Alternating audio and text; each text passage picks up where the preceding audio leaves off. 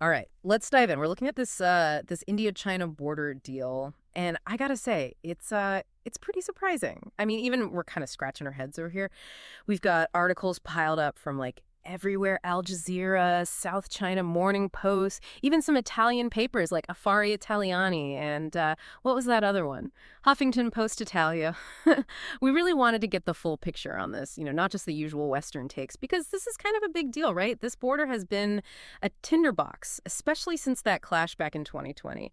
And this new agreement, well, it could be a real turning point, a shift away from all that tension that's been building for what, like decades. But of course, it also brings up a whole bunch of questions like why now? What's really pushing both countries to do this? What could this mean for the global power balance? And are there like ripple effects we haven't even thought of yet?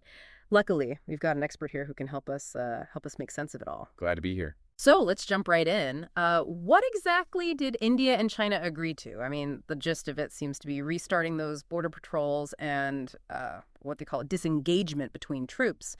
And this is all happening along that line of actual control, the LAC, right? But the details, they're kind of fuzzy, aren't they? Yeah, the details are definitely fuzzy, and that fuzziness is important. See, the LAC, it's a messy boundary, Hmm. over 2,000 miles long, and a lot of it is disputed. So both sides, they don't even agree on where the line actually is in some places. Makes patrolling a real headache. Wow, so basically they're agreeing to like patrol a line that they don't even agree on? Pretty much. This agreement, it's a good step towards, calming things down day to day, but it doesn't actually settle who owns what. It's like two people agreeing to stay on their side of the room without deciding who actually owns the room. Okay, so managing the symptoms, not curing the disease. I get it. Now, there was this one detail in the Al Jazeera article that caught our eye, something about maybe getting rid of buffer zones along the LAC. What are those, and what could removing them mean? Is that like a good thing or a bad thing?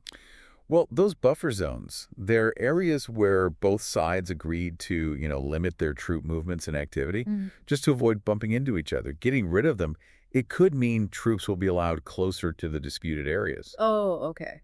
Now, you could see that as a sign of trust, but it also, raises the risk of more friction. If there's a disagreement, things could escalate a lot faster if troops are right up on each other's doorsteps. Yeah, I guess moving closer together isn't always a good thing, huh? Makes you think. Speaking of timing, this agreement popped up right before the BRICS summit, which seems a little too convenient to be a coincidence, right? You're right, the timing is definitely interesting. BRICS, that's Brazil, Russia, India, China, and South Africa, those big emerging economies. And with Russia hosting this year, both India and China want to show a united front, especially with everything else going on in the world. Makes sense.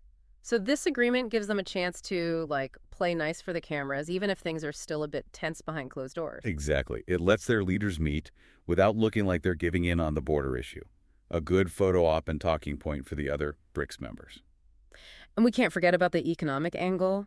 The South China Morning Post mentioned Indian businesses pushing for better relations with China. Sounds like there's a lot of potential money to be made if they can work together, right? Absolutely. This agreement could be the first step towards, more normal trade and investment, which would be huge for both economies. Actually, there's an interesting point in that Huffington Post Italia piece. It suggests that, some in the West might be underestimating India's willingness to put its economic interests first, even if it means getting closer to China. So India's playing a delicate game here, trying to stay friendly with the West while not alienating China, which is a major trading partner, A&D, a regional power. What does that mean for India's overall strategy? What are they really trying to achieve? That's the million-dollar question. Mm-hmm. And it leads us to the even bigger question of, the geopolitical impact of all this. It's not just about India and China anymore. This has the potential to affect the whole world. Okay, now we're getting to the good stuff. This is where it gets really interesting. How does this play out on the global stage? You're right. It goes way beyond just these two countries. We can't have, two giants like India and China shaking hands without everyone else paying attention. Exactly. Even the South China Morning Post mentioned that the U.S. is keeping a close eye on this whole thing. What does this mean for that whole U.S., China, India triangle? How does this fit in? Well, you see, the U.S. has been trying to, cozy up to India a bit Yeah. as a way to counterbalance China's growing influence. Right.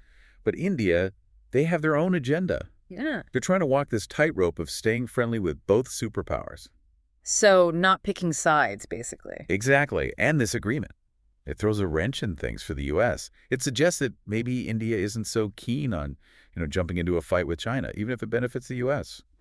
Makes sense. It's kind of like that thing we read in another South China Morning Post article about how India hasn't really been able to take advantage of the U.S.-China trade war. Maybe they're not as eager to, join the anti-China club as some people might think. Yeah, it's a good example of how complicated this is. India has its own economic, vulnerabilities. They can't just cut ties with China. So they're trying to juggle their economic needs with their security concerns, all while navigating these like superpower relationships. It's got to be tricky. It is.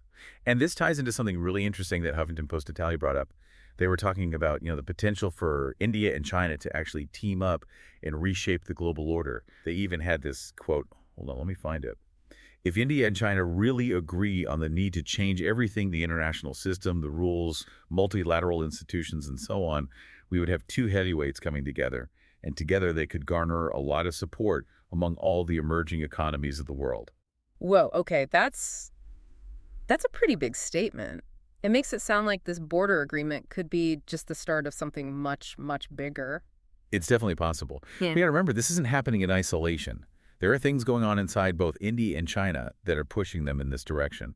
Like that South China Morning Post article we talked about. Yeah. They mentioned how Indian businesses have been pushing for better ties with China because they see the economic benefit. And on the Chinese side, well, their economy isn't exactly booming right now. Plus, they've got that whole trade war thing going on with the U.S. Exactly. So this agreement, it helps both of them domestically, gives their economies a little boost. Starting to feel like a very carefully planned chess game. Each move has multiple goals, multiple outcomes. That's a great way to put it. And to understand the whole game, we got to look at what a world with, India and China aligned might actually look like. What would that mean for the global order as we know it? Yeah, that's what we've been trying to wrap our heads around. It's like trying to see into the future, imagine a totally different world. One possibility is this idea of a, multipolar world. Where power is spread out more evenly among different groups of nations. It's a shift away from, the West, especially the U.S., having all the power, which is what we've seen for decades. So instead of one big boss, we'd have multiple power centers, each with their own priorities and agendas. Exactly. And BRICS, they already represent a big chunk of the world's population and economy. If India and China really get on the same page, their combined influence within BRICS could be huge. They could seriously challenge the current global institutions and norms, the ones that the West has mostly shaped. Wow, that's a pretty radical shift. It's like the whole, global power structure is starting to shake. It is. And it's important to think about what that means for countries like the U.S. and for the global economy as a whole. If BRICS gains more power, led by India and China, it could change everything from trade rules to, international security arrangements. So is this agreement like the first crack in the foundation of, the way things are? Is that what we're seeing? It's definitely a possibility.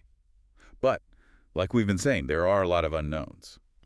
This might be a step towards cooperation, but they've got a long way to go. India and China, they have a long history of distrust and rivalry, and there are all these other geopolitical factors that could mess things up. Like, what about China's relationship with Pakistan? That's got to be a concern for India, right? Pakistan and India aren't exactly best friends. Right, and then there's China's growing military presence in the Indian Ocean. That's another red flag for India. So many things to consider. It feels like this agreement raises more questions than it answers. It's like looking into one of those kaleidoscopes, Those beautiful patterns that keep shifting and changing. Maybe this is one of those situations where we just got to wait and see how it all plays out. Yeah, it's definitely a developing situation, but it's a development worth watching closely. And remember, every action has a reaction, especially in international relations. This could set off a whole chain of events that we can't even predict right now. Like dominoes falling on a global scale. Exactly. And to really understand what those consequences might be, we need to look closer at the details. Okay, so let's get back to the specifics of the agreement itself. We talked about those buffer zones, but there's got to be more to unpack here. Yeah, there are definitely some other interesting bits in this agreement. One thing that stands out is, they agree to keep having those high-level military talks. Oh, right. And it's like they're trying to set up a, more reliable way to talk to each other so they can avoid misunderstandings and, deal with disagreements before they blow up. That makes sense. I mean, it sounds like a good thing, right? Like, they're at least trying to build some trust, even if it's baby steps. Yeah, you could see it that way. But you got to remember, trust is, well, it's pretty fragile in international relations, Mm-hmm. especially when you got these underlying issues that haven't been dealt with. And in this case, that big issue is still the border itself. Right, the elephant in the room is still there. Like we said before, maybe this agreement is more about managing the symptoms than actually fixing the problem. Exactly. And that's where those Italian articles bring in a fresh perspective, Mm. coming from outside the immediate region. Yeah. That Affari Italiani piece, for example, they suggested this whole thing might be a way for both India and China to kind of, you know, flex their muscles a bit, Yeah. show that they're not just following the West's lead. So it's not just about cooperation, it's also about showing they can do their own thing, set their own course. Exactly. Like, hey, we don't need the West to tell us what to do. And that goes back to that multipolar world idea we were talking about. That this agreement could be a sign of things to come, a world where power is spread out more. And Il Post, that other Italian article, they had an interesting take too. They argued that this agreement, well, it could actually make things as stable in the region. The point was that, without those buffer zones, you might see more skirmishes along the border, smaller scale stuff, but happening more often. Yeah, that's a possibility. Instead of those big clashes that make headlines, you might have this constant low-level friction. It's like instead of one big explosion, you get a bunch of little sparks. And those sparks could still ignite something bigger. Exactly. It just goes to show, trying to manage a border dispute like this, it's risky, no matter how you approach it. So it seems like we're stuck with this tension between, wanting things to be stable, but also knowing that any move could have unintended consequences. Yeah, that's the reality of the situation. And it's something we got to keep in mind as we try to figure out what this agreement really means in the long run.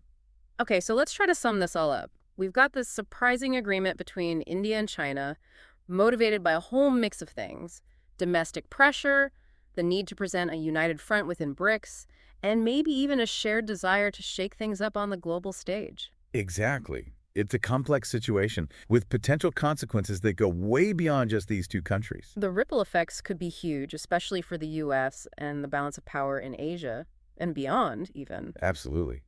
And it raises all sorts of questions about India's strategy, how they're trying to balance their relationships with both the U.S. and China. But, like we've been saying, it's still early days. Plenty of reasons to be cautious, and things could still go south pretty quickly. Right. That distrust isn't going to disappear overnight. And they've got a lot of obstacles to overcome before we can talk about a real, partnership between them. So for everyone listening, here's something to think about. We've talked about how this could benefit both India and China economically. But could it also create new risks for India? What happens if they become even more reliant on China economically? Remember that South China Morning Post article we mentioned? The one about India needing China for stuff like semiconductors. Could this agreement actually give China more leverage over India down the line, even if it calms things down on the border in the short term? It's a question worth considering as we watch this relationship develop. As always, there's more to learn, more to dig into, so keep those brains buzzing, folks, and stay curious.